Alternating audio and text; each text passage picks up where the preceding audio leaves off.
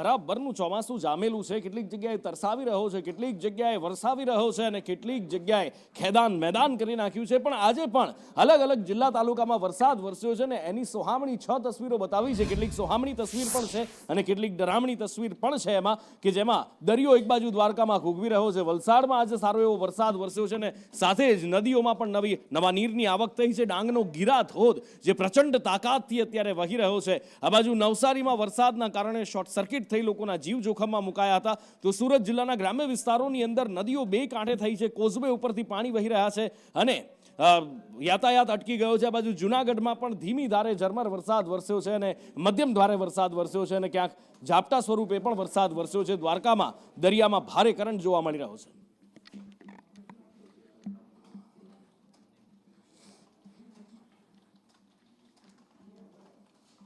વલસાડ જિલ્લાને મેઘરાજાએ તરબોળ કર્યો છે। દક્ષિણ ગુજરાતમાં ભારે વરસાદની આગાહી હતી અને એ પ્રમાણેનો વરસાદ વરસ્યો પણ છે અને અહીંયા ઉપરવાસમાં પણ સારો એવો વરસાદ વરસ્યો છે, જેના કારણે મેઘમહેર જોવા મળી રહી છે। નદીઓ ગાંડી તૂર બની છે। ધરમપુર તાલુકામાં બે નદીઓ બે કાંઠે જતી જોવા મળી રહી છે અને સાથે સાથે કેટલીક જગ્યાએ ડરામણા દ્રશ્યો પણ જોવા મળી રહ્યા છે। મધુવન ડેમ ઓવરફ્લો થઈ રહ્યો છે, મધુવન ડેમમાં પાણીની છલોછલ થઈ ગયો છે અને મધુવન ડેમમાંથી પાણી છોડવામાં આવી રહ્યું છે। બીજી બાજુ કોઝવે ઉપરથી જીવના જોખમે લોકો પસાર થતા હોય। આ ધરમપુરમાં નદીઓ એવી ગાંડી તૂર બની છે કે રસ્તો જાણે આગળ જઈ નદીમાં સમાઈ જતો હોય એવું દેખાઈ રહ્યું છે અને સર્વત્ર મેઘમહેર થતા લોકોને હાશકારો થયો છે। ક્યાંક થોડી ઘણી મુસીબતો લોકોને પડી રહી છે, એ વાત પણ નકારી શકાય એમ નથી।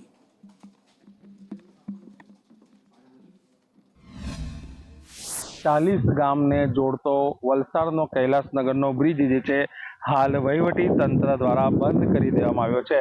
આ 40 ગામને જોડતો જે બ્રિજ છે જેના ઉપરથી હાલ વાહન વ્યવહાર બંધ કરી દેવામાં આવ્યા છે। પોલીસ દ્વારા બેરિકેડિંગ મૂકવામાં આવ્યા છે અને જે વાહન વ્યવહાર છે બંને તરફનો વાહન વ્યવહાર હાલ બંધ કરી દેવામાં આવ્યો છે। ત્યાં લો લેવલનો બ્રિજ છે, ઉપરવાસમાં વધુ વરસાદ વરસે તો ટૂંક જ સમયમાં આના ઉપરથી પાણી ચડી જવાની શક્યતાઓ વધી રહેલી છે, જેના અનુસંધાને જે છે આ બ્રિજ હાલ બંધ કરી દેવામાં આવ્યો છે। જેના કારણે વલસાડ શહેરથી 40 ગામને જતા જે લોકો છે તેઓને 15 થી 20 કિલોમીટરનો ચકરાવો કરવાની ફરજ પડી છે। જાવેદ ખાન, સંદેશ ન્યૂઝ, વલસાડ। 12 વાગ્યાથી લઈને વહેલી સવારે 6 વાગ્યા સુધી મેઘાએ વલસાડ જિલ્લામાં તોફાની બેટિંગ કરી છે। તેમાં જિલ્લામાં સૌથી વધુ વરસાદ વાપી ખાતે 5 ઇંચથી વધુ વરસાદ ખાબકતા વાપીના જે મોટો અંડરપાસ છે તેમાં પાણી ભરાઈ ચૂક્યા છે। ઈસ્ટ અને વેસ્ટને જોડતો વાપીનો આ મુખ્ય અંડરપાસ છે, જ્યાં 5 થી 6 ફૂટ જેટલા પાણી ભરાઈ જતા અંડરપાસ હાલ બંધ થયો છે। તો વાપીનો બીજો જે અંડરપાસ છે એ અંડરપાસમાં પણ પાણી ભરાઈ જવાને કારણે હાલ જે છે વાપી ઈસ્ટ અને વેસ્ટને જોડતો વાહન વ્યવહાર જે છે એ મોડી રાતથી બંધ થયો છે। જો કે વાપી નગરપાલિકા દ્વારા અહીં પાણી નિકાલની કામગીરી જે છે એ કરવામાં આવે છે, પરંતુ અત્યારે જે છે વહેલી સવારે હાલ જે છે અંડરબ્રિજના દ્રશ્યો છે જ્યાં 6 થી 6 ફૂટ જેટલા પાણી જે છે અંડરબ્રિજમાં ભરાયા છે, જેને કારણે જે લોકોની અવરજવર છે એ બંધ થઈ છે। બીજી તરફ વાપીના બીજા અન્ય વિસ્તારોમાં પણ જે છે વરસાદી પાણી ભરાવાને કારણે વહેલી સવારે જે છે લોકોને ભારે હાલાકીનો સામનો કરવો પડી રહ્યો છે। ત્યારે હાલ જે છે નગરપાલિકાની ટીમ મોટા અંડરપાસ ઉપર પહોંચીને પાણી નિકાલની કામગીરી હાથ ધરી છે। જાવેદ ખાન, સંદેશ ન્યૂઝ, વાપી।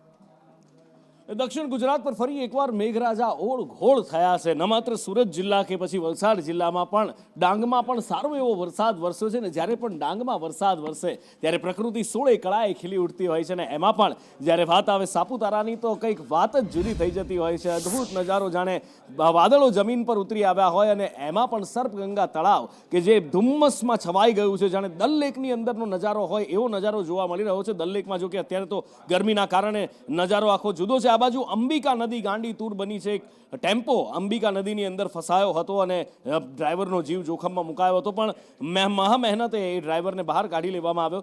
યોગિતા પાસેથી જાણીએ ડાંગમાં ક્યાં કેવો વરસાદ, ક્યાં ભીષણ દ્રશ્યો યોગિતા જોવા મળી રહ્યા છે અને ક્યાં નયનરમ્ય નજારો જોવા મળી રહ્યો છે। હેલો જી ડાંગ જિલ્લામાં આજે સવારથી જ વરસાદ અવિરત ચાલુ છે, જેના કારણે ડાંગ જિલ્લાના ઘણા બધા માર્ગો 13 માર્ગો જેટલા અવરોધાયા છે, જેના કારણે વૈકલ્પિક રસ્તાઓનો ઉપયોગ કરવા માટે વહીવટીતંત્રએ જણાવ્યું છે। તેમજ ઉગા ચીચપાડાના એક રસ્તા પર ઓવરસ્ટોપિંગ થવાને કારણે એક ટેમ્પા ચાલકે ત્યાંથી પ્રસાર થવાની કોશિશ કરી હતી, પણ તેનો ટેમ્પો ત્યાં જ પાણીના પ્રવાહમાં તણાઈ ગયો હતો, તો પણ તેમને બચાવી લેવામાં આવ્યા છે અને કોઈ જાનમાલનું નુકસાન થયું નથી. જી. અને આગળ વાત કરવી છે સૌરાષ્ટ્રમાં બોટાદમાં પણ આજે વરસાદ વરસ્યો છે. બોટાદના અલગ અલગ તાલુકાઓમાં વરસાદ વરસ્યો છે, ગ્રામ્ય વિસ્તારોમાં વરસાદ વરસ્યો ને એના કારણે ખેડૂતોમાં ખુશાલી જોવા મળી રહી છે. આમ તો બોટાદ ઉપર સતત મેઘમહેર વરસતી રહી છે. શહેરી વિસ્તારોની અંદર ક્યાંક પાણી ભરાઈ ગયા હતા, તો ગ્રામ્ય વિસ્તારોની અંદર રાણપુર બરવાળા પંથકની અંદર પણ સારો એવો વરસાદ વરસ્યો છે અને લોકોમાં ખુશી જોવા મળી રહી છે. ખાસ તો જ્યારે સ્કૂલ છૂટવાનો સમય હતો ને એ વખતે વરસાદ વરસ્યો, ક્યાંક શહેરની અંદર પાણી ભરાઈ ગયા ને એના કારણે વિદ્યાર્થીઓને, નાના નાના બાળકોને મજા આવી ગઈ હતી કે વરસાદની અંદર એ મસ્તી કરતા કરતા જતા દેખાતા હતા. વધુ માહિતી સાથે અશ્વિન મકવાણા ફોન લાઈન પર જોડાયા છે. અશ્વિન, કયા તાલુકામાં કેટલો વરસાદ, ખેડૂતોમાં કેવી ખુશી? અને બરવાળા મથકમાં લાંબા સમય વિરામ બાદ મેઘરાજાને મહેર ગરજી. રાણપુર શહેર તેમજ બરવાળા તાલુકા મથકમાં એકાએક વાતાવરણમાં પલટો આવતા લાંબા સમય બાદ વરસાદ બરવાળા શહેર સહિત તાલુકા મથકમાં, રાણપુર શહેર સહિત તાલુકા મથકમાં, રાણપુર શહેરના મુખ્ય માર્ગો પર પાણી વહેતા થયા હતા. બરવાળા અને રાણપુર પંથકમાં કાળા ડિબાંગ વાદળ ઘેરાયા અને સમગ્ર વાતાવરણ મંથક પરથી રહ્યું હતું, જે લોકોમાં અસંખ્ય ઉકાળોમાંથી મેળવતી રાહત મંથક ખેડૂતો થયા હતા ખુશી. અને આ બાજુ સાબરકાંઠા જિલ્લા પર પણ વરસાદ મહેરબાન થયો છે, મેઘરાજા મહેરબાન થયા છે ને સાબરકાંઠાને પણ ઓળઘોળ કર્યો છે. ને એમાં પણ જ્યારે વિજયનગરની વાત આવે, પ્રાકૃતિક સૌંદર્યથી ભરપૂર આ વિસ્તાર છે અને ત્યાં વરસાદ વરસ્યો, પણ તંત્રના કારણે ક્યાંક પાણી પણ ભરાયા હતા, પણ લોકોએ આ વરસાદને મન ભરીને માન્યો છે. વિજયનગરમાં સામાન્ય વરસાદ વરસ્યો અને એમાં નીચાણવાળા વિસ્તારોની અંદર પાણી ભરાયા હતા અને નીચાણવાળા વિસ્તારોમાં પાણી ભરાતા થોડું ઘણું ક્યાંક હાલાકી પડી રહી હતી. રસ્તે ચાલતા લોકોને પણ પુલની જે બાજુની પેરાફીટ હોય એના ઉપર ચાલીને જવું પડ્યું હતું ને સાથે સાથે વાહન ચાલકોને પણ થોડી મુશ્કેલીનો સામનો કરવો પડ્યો હતો, પણ ક્યાંક છૂટી છવાઈ જગ્યાએ આવો પાણી ભરાયા હતા. બાકી વરસાદના કારણે લોકોમાં ખુશી જોવા મળી છે. ફોનલાઈન પર હિતેશ મારી સાથે જોડાયા છે. હિતેશ, લોકોમાં ખુશી કેવી જોવા મળી રહી છે? કદાચ એકાદ બે વિસ્તારને બાદ કરતા લગભગ સર્વત્ર ક્યાંય કોઈ તકલીફ, ક્યાંય ખુશાલી નહીં, ક્યાંય ખુશાલી જોવા મળી રહી હશે? સાબરકાંઠામાં સાર્વત્રિક ધીમી ધારે ક્યાંક હળવો વરસાદ તો વરસાદ પડતા લોકોને, ખેડૂતોમાં ખુશી વ્યાપી છે. અને વિજયનગર તાલુકામાં વરસાદ માહોલમાં ક્યાંક પાણી ભરાયા હતા અને ક્યાંક છૂટોછવાયાના કારણે નીચાણવાળા વિસ્તારોમાં પણ પાણી ભરાયા હતા. વરસાદી માહોલના કારણે જે સામાન્ય વરસાદના પગલે ગામ અને બજારને જોડતો જે વિજયનગરનો મુખ્ય માર્ગ છે, જે બેંક અને સ્કૂલ જવાના જે બાળકો માટેની જે રાહદારી રસ્તો છે, ત્યાં પાણી ભરાતા લોકોને અવર જવર માટે મુશ્કેલી પડી રહી છે. વારંવાર રજૂઆત કરવા છતાં હજી સુધી મામલો બાબત લઈને પુલ ઉપર, જે પુલનો જે પાણી નીચે જવાની જગ્યાએ પુલ ઉપર ભરાતા લોકોને મુશ્કેલી પડી રહી છે. બિલકુલ, કેટલીક છૂટી છવાઈ જગ્યાએ આવી રીતે પાણી ભરાયા છે, પુલ ઉપર પાણી ભરાયા છે અને દેખાય પણ છે કે લોકોને ચાલવામાં તકલીફ પડી રહી છે. પણ એ સિવાય વિજયનગરમાં જ્યારે વરસાદ વરસતો હોય છે તો પ્રકૃતિ સોળે કળાએ ખીલી ઉઠતી હોય છે. પોળોના જંગલ પણ તો અહીંયા આવેલા છે અને શનિ રવિ છે તો મોટી સંખ્યામાં લોકો એ કુદરતી નજારો અને વરસાદને માણવા માટે ત્યાં જતા હોય છે. ખેર, સાબરકાંઠાની સાથે સાથે બનાસકાંઠામાં પણ ફરી એકવાર મેઘરાજા મહેરબાન થયા છે. આમ તો બનાસકાંઠામાં સારો એવો વરસાદ વરસ્યો, પણ હજી બનાસકાંઠાની તરસ છીપાઈ શકે એવો વરસાદ નથી વરસ્યો. અને આ બધા વચ્ચે ભાભરમાં વરસાદી માહોલ જામ્યો હતો. ભાભરમાં અલગ અલગ જગ્યાએ વરસાદ, આ પહેલા પણ જ્યારે અઠવાડિયા પહેલા ભાભરમાં વરસાદ વરસ્યો હતો, ભાભરની બજારોમાંથી છલોછલ જાણે નદી વહેતી હોય એવા દ્રશ્યો જોવા મળ્યા. પણ આજે મધ્યમ વરસાદ વરસ્યો છે અને ભાભરમાં લોકોને આજે તકલીફ ઓછી, ખુશી વધારે દેખાઈ રહી છે.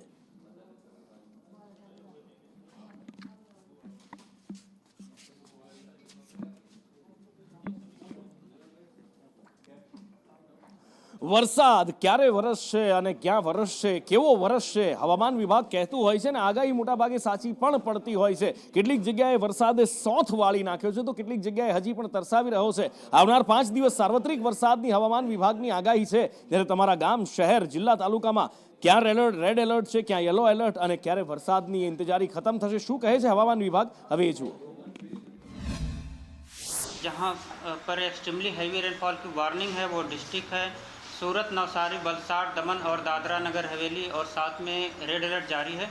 और इसके अलावा जो डिस्ट्रिक्ट है जहाँ पर वेरी हेवी रेनफॉल की वार्निंग है वो डिस्ट्रिक्ट है बनासकांठा, साबरकांठा, अरावली, महसागर, दाहोद, खेड़ा, अहमदाबाद, आनंद, पंचमहल, बड़ोदरा, छोटा उदयपुर, नर्मदा और भरूच, और साथ में डांग और तापी डिस्ट्रिक्ट शामिल है जहाँ पर वेरी અને વરસાદ આવે, અમદાવાદ જેવું શહેર હોય અને ભૂવા ના પડે, કારણ કે અમદાવાદમાં તો વરસાદ વગર પણ ભૂવા પડતા હોય છે અને હવે તો લોકો ઘરમાં પણ સુરક્ષિત નથી. મેં આપને બતાવ્યું હતું કે લક્ષ્મીપુરા ચાલીમાં ઘરની આગળ જ ભૂવો પડ્યો હતો. હવે વસ્તુ એ થઈ કે ભૂવો રિપેર કરવા માટે જેસીબી આવ્યું અને એટલો સરસ રોડ બનાવવામાં આવ્યો, એટલી સરસ કામગીરી કરવામાં આવી હતી કે રોડ આખો બેસી ગયો, જેસીબીનું વજન જ ના લઈ શક્યો અને જેસીબી પણ ભૂવામાં પડી ગયું. હવે આ જેસીબીને કાઢવા બીજું જેસીબી મંગાવવું પડે એવી હાલત થઈ ગઈ છે. કશ્યપ પાસેથી જાણીએ. કશ્યપ,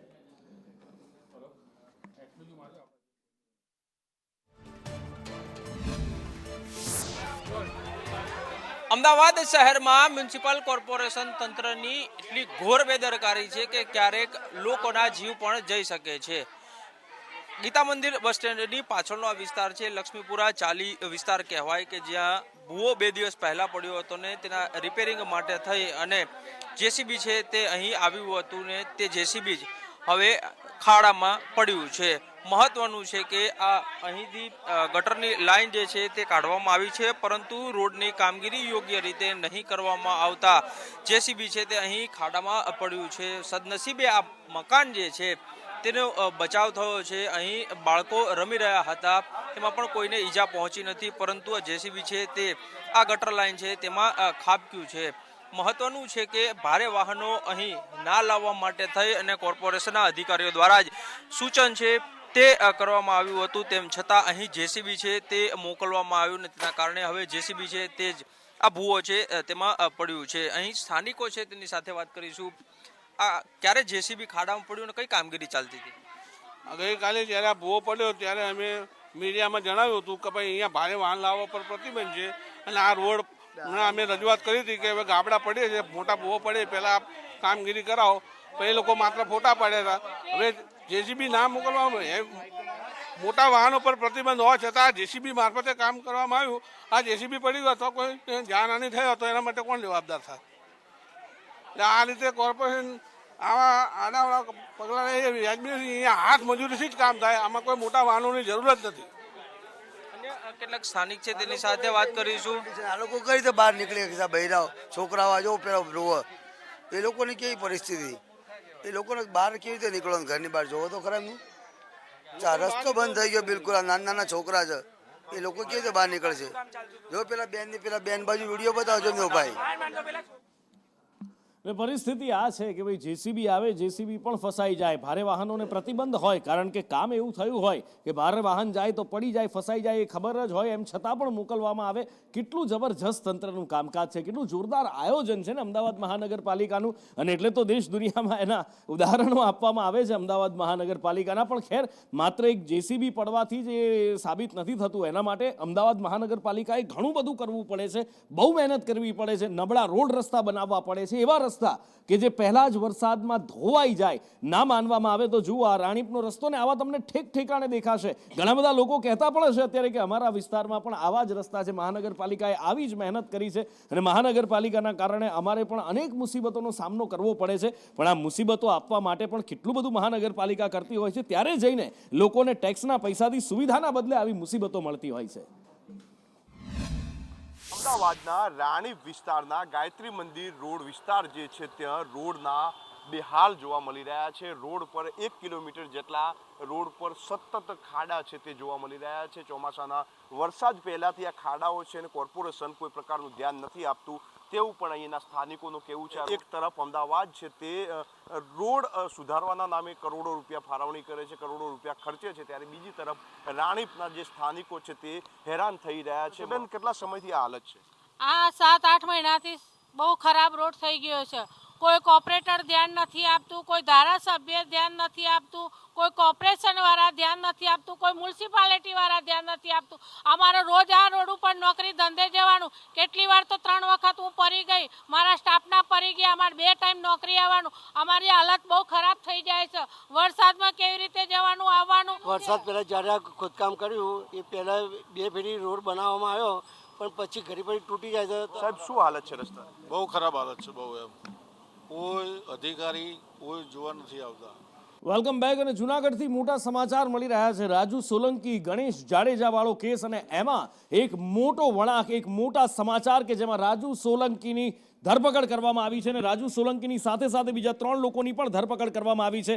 ગુજસી ટોક હેઠળ રાજુ સોલંકીની ધરપકડ કરવામાં આવી છે. ગણેશ જાડેજા સામે ફરિયાદી છે. કેતન મારી સાથે જોડાયા છે. કેતન, રાજુને મારવાનો આરોપ છે, ગણેશ પર અપહરણનો આરોપ છે, ગોંધી રાખવાનો આરોપ છે, ત્યારે આખરે એવું તો શું થયું કે ગુજસી ટોકનો ગુનો દાખલ કરવામાં આવ્યો? કયા ગુના હેઠળ આ કાર્યવાહી કરવામાં આવી રહી છે?